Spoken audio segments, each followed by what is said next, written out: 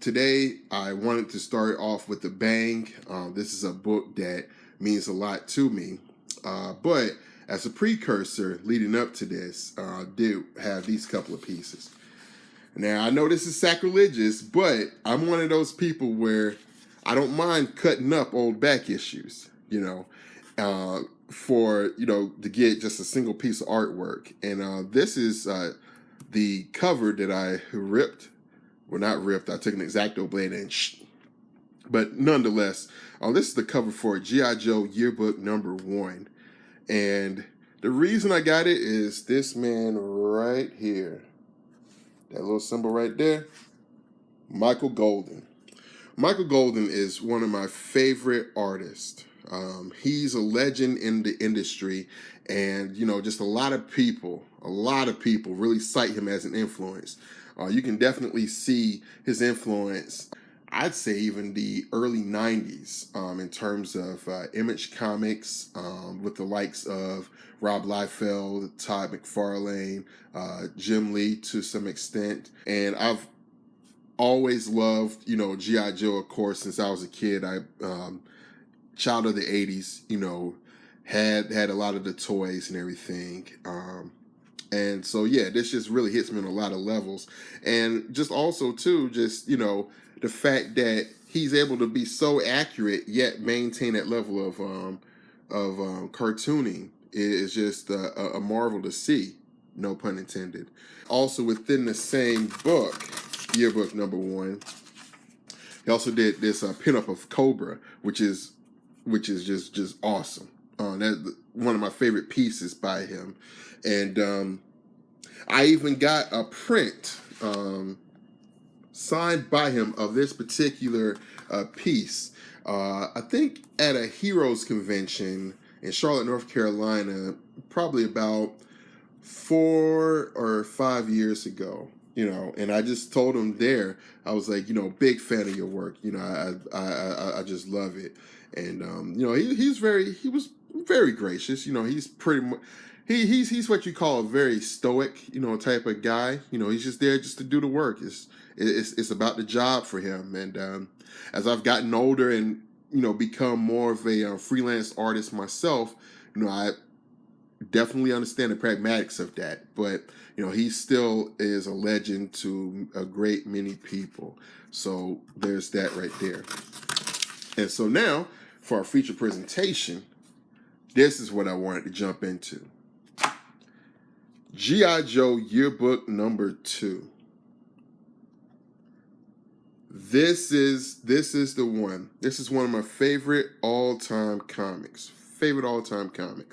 And the reason is obviously Michael Golden, but there's just on so many levels. This just hits on so many levels. Just the line work. He does his own coloring, and especially back in this time period, he was one of the few artists in the industry that, would do his own coloring work. And you could see, even with him working with newsprint technology, he was really able to get some crisp hues and, really put some colors down that you didn't really see being brought forth back during his time period on normal books. And so, open up the book here. Again, the crazy thing about this is, check this out. The crazy thing about this is that I had actually gotten a copy of this book, not this exact book, but Yearbook #2, like years before, and it had no cover on it. And the only thing I had to go off of, I didn't even realize it was Michael Golden. The only thing I had to go off of was just this artwork. I was like, wow, this is so, again, like I related just a few moments ago, it's that realism meets the cartooning. Like, he has enough detail in terms of, yes, this is what a Hind D helicopter actually looks like.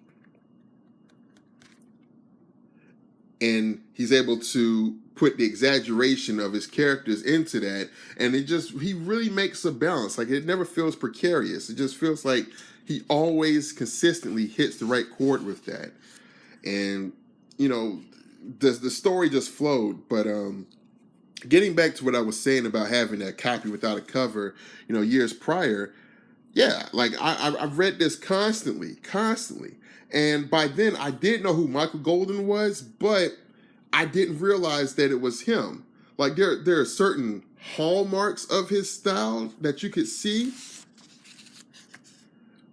but it didn't feel like Michael Golden to me for whatever reason. So it wasn't until like a couple of years later thereafter that I actually confirmed by tracking down a price guide, and I saw his name listed as being the one credited with the penciling and the inking and the coloring for Yearbook 2. So I was like, oh, so then it clicked into place. But yeah, this stuff is beautiful. I mean, it's just the storytelling is just perfect, and basically the plot is that the October Guard, the Russian soldiers here, they're a makeup of all different types of the then Russian forces, special forces, Spetsnaz, and they're kind of thrown together. They're like the alternate version of G.I. Joe, but they're called the October Guard. I think there's a pinup of them on the back here. Yeah. The October Guard.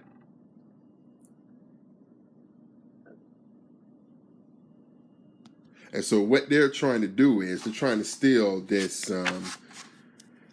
missile system, just on the back of here, laser cannon rather. I'm sorry, laser cannon mounted here, and they're trying to smuggle it across the border. But Cobra wants to get their hands on it, and the chase ensues. And in the background, you can see there's some of the Joe characters tracking this the whole way. So they're just laying back and wait, but you can still see them, during the course of the story, trying to get after this laser cannon as well. But the rest of the story is just the October Guard, trying to get this cannon smuggled out. And Cobra is just giving them a hard time, and it's just such a great story. I mean, the kineticism that Golden is putting into this. Look at this. Look at this. This is incredible. Oh, all this mayhem and the facial expressions, the line work too. The line work, is what gets me. This is one of those times where it's not necessarily just about the amount of lines that you put down. It's about what are the lines doing in service to the story, and just, man, this is great.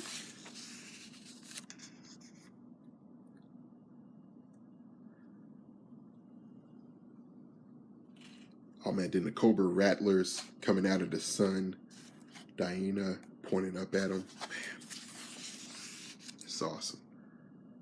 And the detailing in the weaponry as well, Look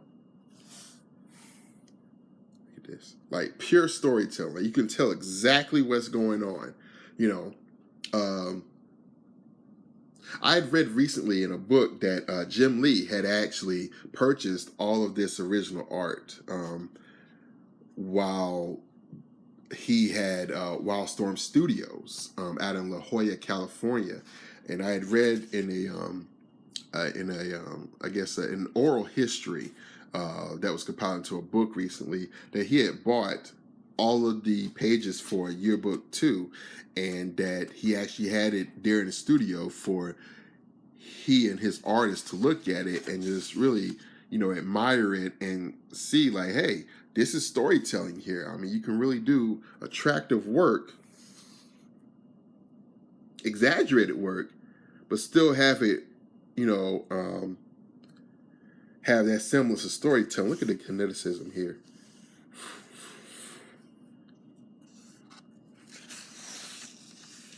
Just brilliant, just brilliant. And Michael Golden's colors on here. It goes to show you that you don't necessarily have to just model everything so exact, you know. I always like this panel here. You could almost hear the on the G.I. Joe cartoon. They would always say, like, you know, whenever, you know, some Cobra troopers went into battle, their battle cry would just be Cobra, you know. So I thought that was a great touch there, you know. And so the October Guard get the laser cannon, you know, across the border. The train, you know, eludes and, you know, wards off, you know, the Cobra attack. Destro and Baroness pull into the port right behind the train. And there waiting is the Joe team.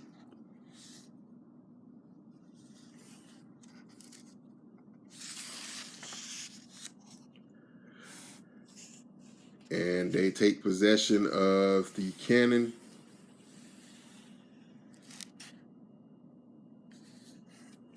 And the story ends. The Joes sail off, and you can see the October Guard.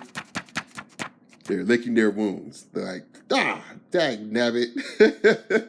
Man, excellent story. Just wonderful story. And the rest of this issue is just like a retrospective of just as it sounds, a retrospective over the comics of that year. Oh man, this brings back memories right here. I wanted one of these. I still want one of these, you know.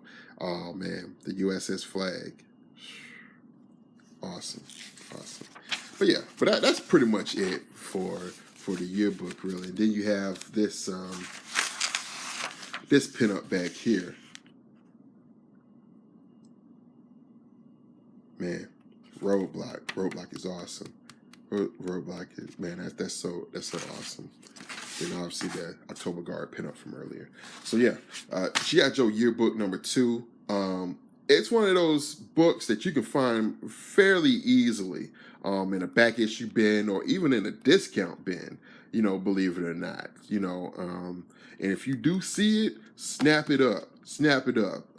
I highly recommend having that in your collection, you know, just as anybody who's a lover of just comic art, great cartooning. If you're a Joe fan, if you have that nostalgia for 80s, you know, cartoons, you know, that type of thing, man, definitely snap that up. And so now I also have a special surprise, extra surprise review coming up.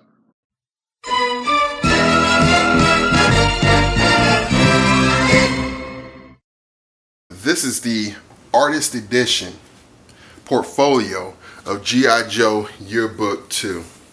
I can't tell you how much I've wanted this particular portfolio. And I was so lucky to get it about a week and a half ago. I found it for a great price in fantastic condition on eBay. And so it really just made my day. Made my year, really, you know. So yeah, this is G.I. Joe Yearbook #2, Michael Golden's Artist Edition portfolio. And it comes very sturdy, sturdy hardback casing. And then when you open it up, opens up, nice design by IDW. And here it is. Here is the crown jewel right here. Look at this. The original art, crisp, clean prints of the original art, and it's just fantastic. I mean, this is just beautiful. This is one of those covers that I looked at and can stay looking at, like the line art that Golden was putting down here.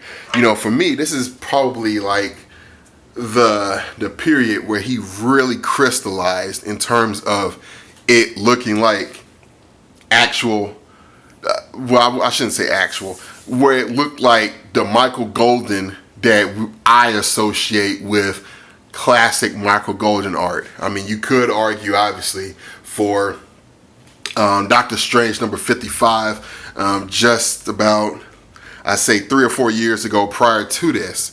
But right here is just where this is pure golden, you know, no pun intended.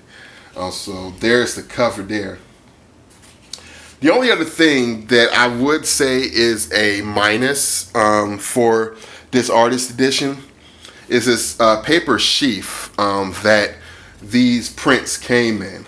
Unfortunately, you have a thick bundle here of prints, and it almost seems like the slightest movement tears the sheath on the corners here. Like this one is almost pretty well torn in the upper half, and that's the only thing really keeping these pages inside of this portfolio. So if you do get a copy of this, make sure that you're careful removing the pages out of this sheath. All right, so now let's get into the guts of this thing.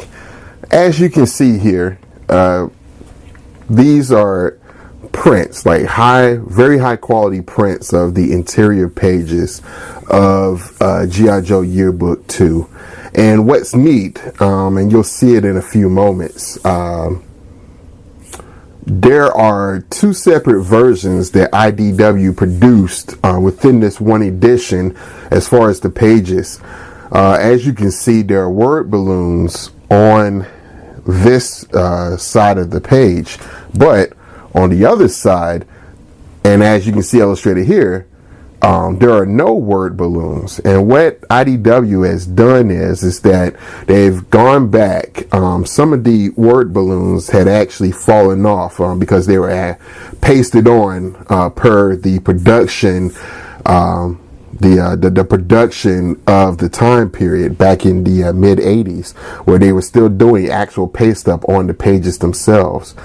So you do get a lot of this where the lettering is deteriorating to a point to where the adhesive is falling off. So IDW has produced 2 versions of the page on each side of each individual print. So I thought that was a very nice touch, very nice touch. And now here, you really get to see Golden's line work and his virtuosity on full display. Man, I think I pointed this out when I was showing the color version of the book a few minutes ago. This right here, this is one of my favorite panels. Look at the tires there, just screeching. You can feel the weight of the tank, you know, just on them, you know, and again, the facial expressions, and you really get a sense of, in pure black and white, just how crisp the line art is. And look at that. Some of that is covered up by the coloring, you know, but you can see it all here. And, again, just Golden is just so great with faces, being so expressive, but having, you know, I don't know what it is. I keep going back to balancing this kind of cartooned realism. You know, it's almost akin to like a Wally Wood or some of the guys in the old EC comics that were able to do that so well, you know, maybe like a Jack Davis also, you know, where it's cartoon, but it still has that realism. And so you have Horror Show, one of the October Guard, taken out of his tank, I think. I'm sorry. Please don't crucify me, Joe fans. You know, I'm a Joe fan myself, but, you know, it's been a while since I've had to call some of these vehicles by name. Probably since I was like 5 or 6. All right, so we see here again, the Joe team is tracking that laser cannon right behind Cobra and the October Guard. And this panel right here, this is one that I always love. Just the expressionism and how everyone is doing their own thing. You know, they're throwing the bottle of vodka between the 2 tanks. Diana's just laying up in the sun. It's just real cool. And I always get a kick out of characters looking at maps for some reason. You know, I don't know. That's just me. But, you know, look at here with the with the gun. And then again, I love this panel, Diana pointing into the sun and seeing like the Cobra Rattlers kind of, maneuvering in the clouds. You can almost hear like them scrambling, up there high up. Just awesome. It's just awesome how, Golden is picking his shots so adroitly and really putting you there in the action. Just fantastic. And then the interplay between, the October Guard commander and the conductor of this train. And then now you see the Rattlers coming in, and attacking. Look how they're diving. Look at that. Look at that. That's such a great shot. Wow. Look at that. And then just this action here, strafing, the train and, the tanks trying to get aboard. You can feel the weight of it really trying to get up on that car there. And then they take the, AA guns, the anti-aircraft guns, and blow them away. And, unlike most episodes of G.I. Joe, when stuff blows up, you don't see them jump out and parachute. So that's one change that Golden had in this story. Usually in episodes of G.I. Joe, when a plane is shot, they jump out. And then look at the 3D on this panel right here. The Rattler coming in, for a second strafing run. And then look at Diana just aiming that rifle, ping, hits the canopy, and boom, blows up the Rattler. She actually distracted the Rattler with her rifle just so that they could use this other bazooka, this RPG, to knock it out the sky. Just masterful. Gratuitous shot, but it's all good. And again, you can really see the kineticism that I was mentioning earlier here with the swish. You follow the smoke trail as the train winds its way around that pass. Just awesome. And then this particular panel here, the shock waves in the water as the bridge is bombed. I love that. I love that. Golden is a master of really working inside of his black areas, and putting line work in there, and again, that kind of harkens back to a Wally Wood or someone like that who's able to not just, spot their blacks, but even go within those fields of black to add extra, And then this whole page spread is just fantastic. It's the full-fledged onslaught of Cobra. You got these little mini coppers here. I think those are trouble bubbles, if I remember correctly. I forget what this vehicle is called, but I do know that the little bubble vehicles, like this one right here, those were called trouble bubbles. Oh man, and just the sweep of that smoke and the fire and the flame. Oh man. And again, the whole story, the Joe team is still just tracking them, kind of staying hands off.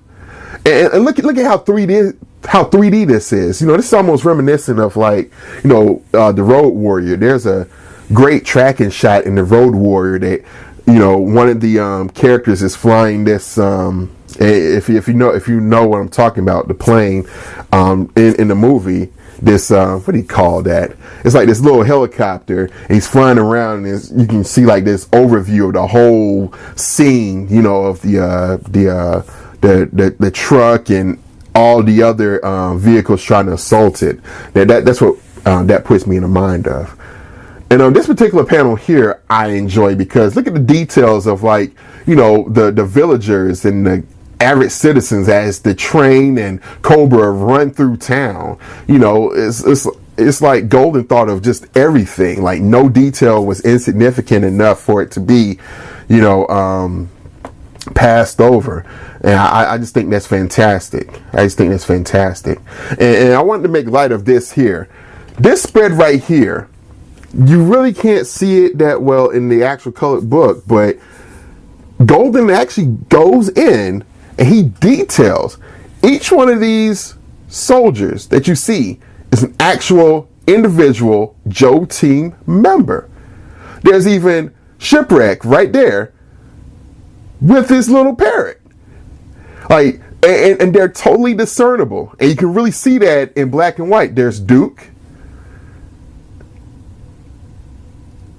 more Joes down there. And it's like each one of them are individual characters that you can actually recognize as those characters. Then, of course, the October Guard right there. And then there's Flint, Stalker, Spirit, the Native American. And there's a better shot of Duke. And now the Joe team finally has their hands on the weapon. So the whole time they've been tracking them. And they finally got the weapon, and it's in the hands of good. And so you see, they're finally licking their wounds, the October Guard, like, dang nabbit, as they get away. So guys, I appreciate you checking out this initial episode of Blerd It Out in my review of G.I. Joe Yearbook number 2. It's one of my favorite comics of all time. If you like this, definitely share and subscribe.